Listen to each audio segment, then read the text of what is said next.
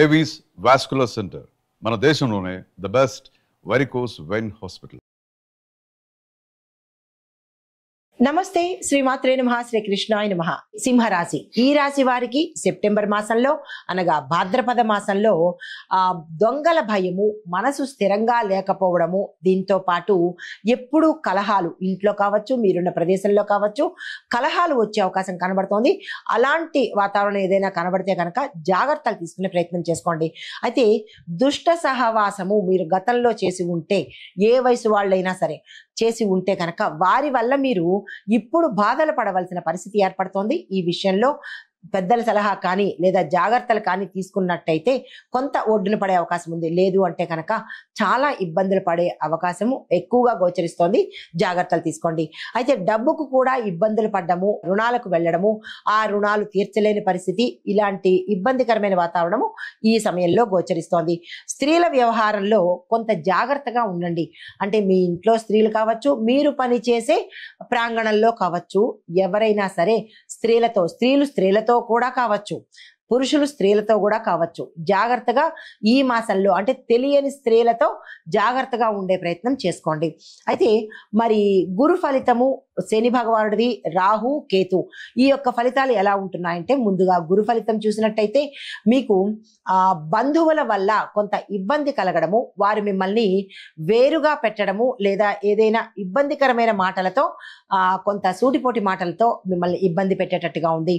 ధనధాన్య నష్టాలు జరగడంతో పాటు కొంత కీర్తి ప్రతిష్టలు కూడా ఇబ్బంది కలిగేటట్టుగాను, అవమానం జరిగేటట్టుగా కనబడుతోంది మీరు ఉన్న ప్రాంతంలో. ఈ విషయంలో జాగ్రత్తలు తీసుకోండి. అయితే కార్యాలు అంటే మీరు గతంలో ఆగిపోయినవి కావచ్చు, లేదా ఏదైనా కొత్తగా మేము కార్యం ఏదైనా పని చేయాలని అనుకుంటే కనుక వాటి విషయంలో పెద్దల సలహా తీసుకోండి. అంటే మీ యొక్క కార్యాలు ఏమిటి అనేది యోచన చేసుకుని అవసరమైతే పెద్దల సలహా తీసుకోండి. శని భగవానుడి యొక్క ఫలితం చూసినట్టయితే కనుక కొన్ని కార్యాలు మధ్యలోనే ఆగిపోయే స్థితి కనబడుతోంది. బంధుమిత్రులతో విరోధాలు ఏర్పడతాయి. ఆకస్మిక ప్రమాదాలు కూడా కనబడుతున్నాయి.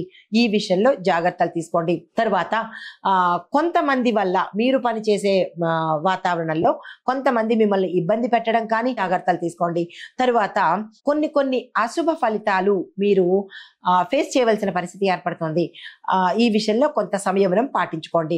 రాహు ఇచ్చే ఫలితం ఏంటంటే తరచూ ప్రయాణాలు చేయడము, ఆ ప్రయాణాల్లో ఇబ్బందికరమైన వాతావరణము, తర్వాత ప్రభుత్వ మూలకంగా కొంత నష్టం జరిగే అవకాశం ఉంది.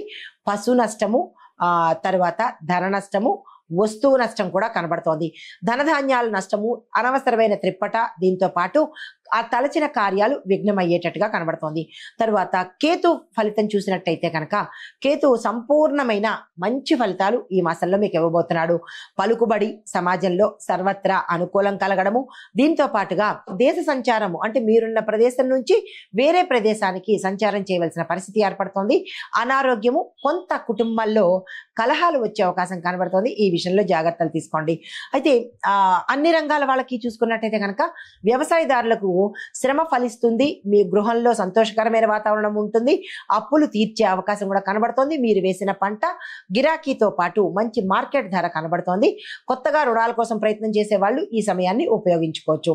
అయితే ఉద్యోగస్తులు చూసుకున్నట్టయితే కనుక అధికారుల మన్నన పొందడంతో పాటు ప్రైవేటు ఉద్యోగస్తులు ప్రమోషన్స్ తో పాటు ప్యాకేజీ పెరగడము, మీ యొక్క ఉద్యోగము స్థిరత్వం ఏర్పడే అవకాశం కనబడుతోంది. తర్వాత వ్యాపారస్తులకు చూసుకున్నట్టయితే కనుక గతంలో కన్నా ఈ మాసం చాలా విశేషమైన లాభాలు పొందే అవకాశం కనబడుతోంది. అయితే భాగస్వామ్యుల మధ్య సఖ్యత లోపించే అవకాశం కనబడుతోంది. అంటే మీ భాగస్వాములకు, మీ పార్ట్నర్స్ కు మీకు మధ్యలో ఏదో ఇబ్బంది కలగడము, లేదా మాట రావడము, కొంతమంది విడిపోవడము, సఖ్యత, యూనిటీ అనేది లోపించే అవకాశం ఉంది. స్థిరచరాస్తులను పెంచుకునే అవకాశం కూడా కనబడుతోంది. తర్వాత రాజకీయ నాయకులు చూసుకున్నట్టయితే కనుక ఆర్థికంగా కొంత నిలదొక్కునే అవకాశం కనబడుతోంది. నూతన కార్యక్రమాలు మీ చేత్తో ప్రారంభించే అవకాశం కనబడుతోంది. అలా ప్రారంభించడం వల్ల ప్రజల యొక్క మన్నన, అధిష్టానం యొక్క మన్నన మీరు మీరు ఈ సమయంలో పొందుతారు.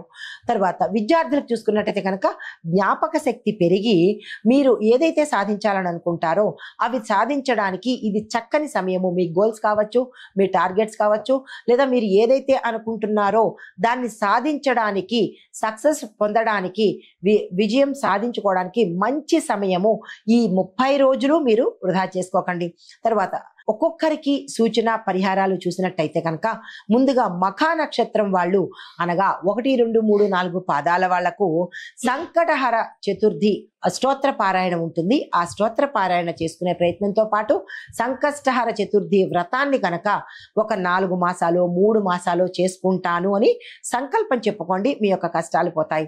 తర్వాత పుబ్బా నక్షత్రం వాళ్ళు అంటే పుబ్బా నక్షత్రంలో 1, 2, 3, 4 పాదాల వాళ్ళు శుక్రవారము అనగా ప్రతి శుక్రవారము అమ్మవారి గుడిలో దద్దోజనాన్ని పంచే ప్రయత్నం చేసుకోండి. మీ చేత్తో మీరు తయారు చేసుకుని అమ్మవారి గుడిలో మీ చేత్తోనే పంచే ప్రయత్నం చేయండి. తర్వాత ఉత్తరా నక్షత్రం వాళ్ళు అనగా 1వ పాదం వారు మాత్రమే ఈ పరిహారం చేసుకోండి. ప్రతి ఆదివారము సూర్యాష్టకాన్ని పఠించడంతో పాటు సూర్యుడిని దర్శించి ఆ స్వామివారికి అర్ఘ్యమిస్తూ మీ యొక్క కష్టాన్ని లేదా మీ యొక్క సంకల్పాన్ని చెప్పుకున్నట్టయితే ఈ 4 వారాల్లో ఏదో ఒక సమయంలో కొంత సానుకూలంగా అయ్యే అవకాశం కనబడుతుంది. నమస్తే.